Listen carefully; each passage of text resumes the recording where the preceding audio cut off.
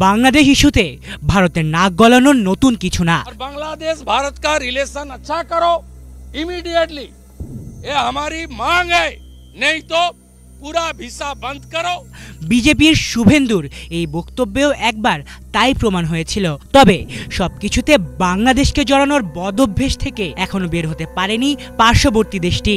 কাশ্মীরকে নিয়ে ভারত এবং পাকিস্তানের উত্তপ্ত ইস্যুর কথাই ধরুন না, এখানেও বাংলাদেশকে নিয়ে গুজব ছড়াচ্ছে দেশটির বিভিন্ন গণমাধ্যম। এমনকি প্রধান উপদেষ্টা ডক্টর মোহাম্মদ ইউনুসকে নিয়েও ছড়ানো হচ্ছে বিভিন্ন বিভ্রান্তিকর তথ্য। সম্প্রতি কাশ্মীরের পেহেলগামে ভয়াবহ জঙ্গি হামলায় অন্তত ২৬ নিরীহ পর্যটকের মৃত্যুতে আবারও উত্তপ্ত হয়ে উঠেছে ভারত পাকিস্তান সম্পর্ক। ২০১৯ সালের পর এটি কাশ্মীর উপত্যকায় সবচেয়ে প্রাণঘাতী হামলা, যা অঞ্চল জুড়ে রাজনৈতিক ও সামরিক অস্থিরতার আশঙ্কা বাড়িয়ে দিয়েছে।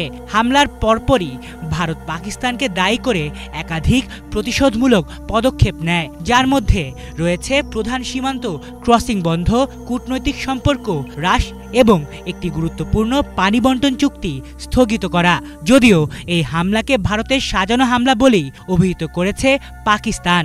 হামলার এই ঘটনার পর উভয় দেশই উভয়ের বিরুদ্ধে পাল্টাপাল্টি বেশ কয়েকটি পদক্ষেপের ঘোষণা দিয়েছে। এতে করে উভয় দেশের মধ্যে দেখা দিয়েছে ব্যাপক উত্তেজনা।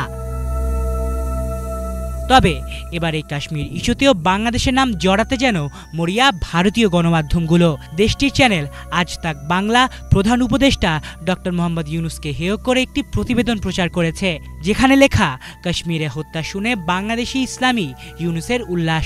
শুধু তাই না, সেই প্রতিবেদনে প্রধান উপদেষ্টাকে নিয়ে করা হয়েছে একের পর এক মিথ্যাচার। সদ্য সমাপ্ত কাতার সফরে দেশের ক্রীড়াঙ্গনের ৪ নারী নক্ষত্রকে বাংলাদেশের অন্যতম প্রতিনিধি হিসেবে নিয়ে গিয়েছিলেন প্রধান উপদেষ্টা। তাদের সেই ছবিও ফটোশপের মাধ্যমে এডিট করে ভুয়া প্রচারণা চালাচ্ছে তারা। এছাড়া কাশ্মীরের হামলার প্রতিবাদে ভারতের শিলিগুড়িতে হওয়া এক হিন্দু সংগঠনের প্রতিবাদ মিছিলেও বাংলাদেশ বিরোধী বিভিন্ন স্লোগান দিতে দেখা যায়। মিছিলে বাংলাদেশ বিরোধী বিভিন্ন প্ল্যাকার্ডেরও দেখা মেলে।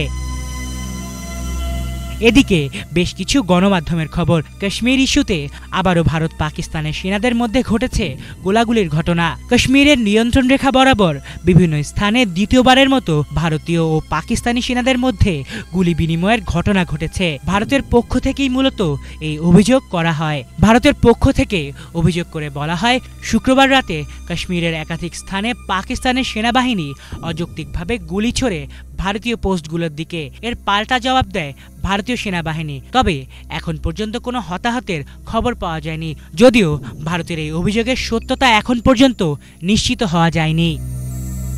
আলিফ Chowdhury, Bangla vision news desk.